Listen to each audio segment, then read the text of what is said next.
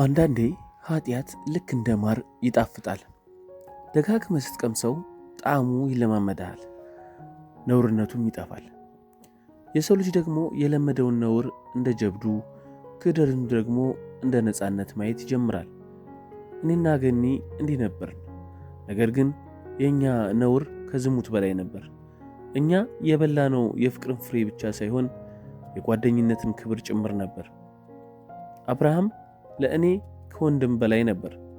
የልጅነት ጓደኛዬ፣ የልብ ምስጢሬ፣ ቤቱ እንደ ቤቴ የሆነልኝ ቅን ሰው። እኔ ግን ያን ንጹሕ ልቡን በገዛ እጄ አረድኩት። እኔና ገኒ በራሱ በአብርሃም ቤት በራሳቸው መኝታ ክፍል ውስጥ ነበር። ዓለሙ ሁሉ ለእኛ አልጋ መስሎን ነበር። በደመ ነፍስ ተንደን የጓደኝነትን ቅጥ አተን በፍትወት ሰክረን ነበር። ድንገት ግን የበሩ መከፈት ከሰከንበት ስሜት አነቃን። ቀና ስንል አብርሃም ደጃፉ ላይ ቆሟል። በእጁ የያዘው የገበያ ፌስታል መሬት ላይ ወደቀ። በዓይኖቹ ውስጥ ያየሁት ድንጋጤ ዛሬም ድረስ በየሌሊቱ ቀሰቅሰኛል። አላዘነብንም፣ አልጮህብንም፣ አልተሳደበም። ዝም ብሎ አየን። እኔና ሚስቱን፣ የእሱን ወንድምና የእሱን ሚስት በዛ ሁኔታ ሲያየን ነፍሱ ከዓይኑ ስር ስትወጣ ታየችኝ። ከክፍሉ ወጥቶ ሄደ።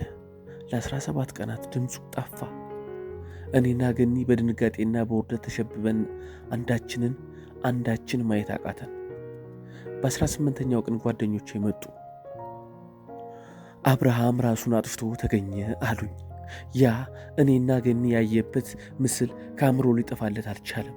ክህደቱን መሸከም አቅቶት በገዛ እጃችን የገፋነው ሞት ውስጥ ገባ።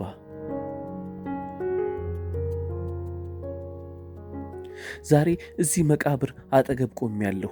አብርሃም የሚለው ስም ላይ እየበቀለበት ነው። አብርሃም ወንድሜ፣ ይሰማሃል? ያኔ በሩ ላይ ቆመ ስታየን የነበረው እይታ ዛሬም አይኔ ላይ አለ። ለካ ያኔ በሩን ስትከፍተው የከፈትከው የመኝታ ቤትህን በር ብቻ አልነበረም፣ የሞትህን ደጃፍ እንጂ። ገኒ ዛሬም ጥቁር እንደለበሰች ናት። ያ ጥቁር ልብስ ግን ለአንተ ሐዘን ብቻ አይደለም፣ እኔና እሷ በገነባነው የዝሙት መሠረት ላይ ለፈሰሰው ደምህ ማስታወሻ ነው። እኛ የተገናኘነው ለደስታ ነበር፣ የጨረስነው ግን በለቅሶ ሆነ። ዛሬ በመካከላችን ወሲብ የለም፣ በመካከላችን ፍቅር የለም። በመካከላችን ያለው አንተ በሩ ላይ ቆመህ ያየህን የመጨረሻ እይታ ብቻ ነው።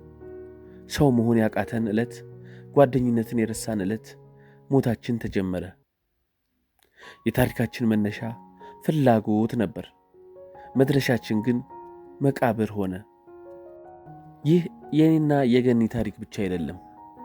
ዛሬም በዚህ መንገድ ላይ እየተጓዛችሁ ላላችሁ ሰዎች የምነግራችሁ አንድ እውነት አለ። የሰው ልጅ ፍላጎቱን መቆጣጠር ሲያቅተው፣ አእምሮ በደመ ነፍስ ሲታወር መጨረሻው ጥፋት ነው። አንዳንዴ ማንም አያየኝም ብለህ የምትፈጽመው ስውር ኃጢአት ዋጋው ግን በአደባባይ ነው። አንተ ለጥቂት ደቂቃዎች ደስታ ብለህ የምትሰርቀው ፍቅር ነገ የሌላውን ሰው ሕይወት ብቻ ሳይሆን ያንተንም ሕሊና ሰልቦ ሊያስቀር ይችላል። ክህደት ልክ እንደ እሳት ነው። መጀመሪያ የጠቆረውን ያቃጥላል፣ በኋላ ግን ቤቱን በሙሉ አመድ ያደርገዋል። አብርሃም ዛሬም የለም፣ እኔ ግን አለሁ። ነገር ግን በቁሜ የሞትኩኝ ነኝ። በየቀኑ በጸጸት አለንጋ የምገረፍ፣ በየቀኑ ያ ጓደኛዬ እይታ አይኔ ላይ የመጣ የሚረብሸኝ እስረኛ ነኝ። ስለዚህ ምክሬ ይህ ነው። ታማኝነትን አትሽጥ።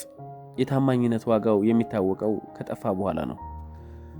የአንድ ሰው ንጹሕ ልብ መስበር የሰውን ነፍስ እንደ መግደል ነው። ጊዜያዊ ደስታን በዘላቂ ሰላም አትለውጥ። ያ አጭር የደስታ ሰዓት ያልፋል። የሚቀረው ግን የህሊና ቁስልና የጥቁር ልብስ ሐዘን ነው። ከጓደኛ ሚስትም ይሁን ከሰው ትዳር ራስን ጠብቅ። ሌላው ቢቀር አንተን አምኖ ቤቱን የከፈተልህን ሰው ክብር አታርክስ። ዛሬ መመለስ የምትችሉበት ዕድል ካላችሁ ተመለሱ። እንደኔ መቃብር አጠገብ ቆማችሁ ከመቃብር ድንጋይ ጋር ከምታወሩ ዛሬ በቁማችሁ ራሳችሁን አድኑ። ምክንያቱም የታሪካችሁ መነሻ ፍላጎት ሊሆን ይችላል፣ መድረሻችሁ ግን መቃብር እንዳይሆን ተጠንቀቁ።